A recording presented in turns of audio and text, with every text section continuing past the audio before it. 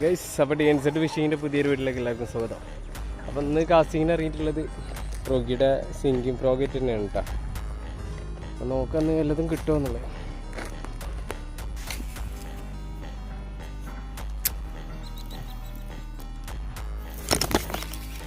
Step അടിച്ച്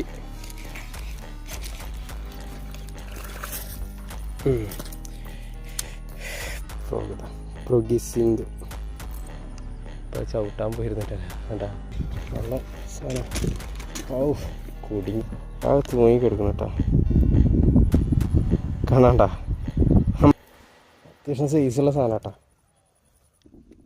3/4 കിലോൻ്റെ മുകളിലേക്ക് എന്തായാലും ഉണ്ട്. 1 കിലോൻ്റെ അടുത്തുണ്ടാവും.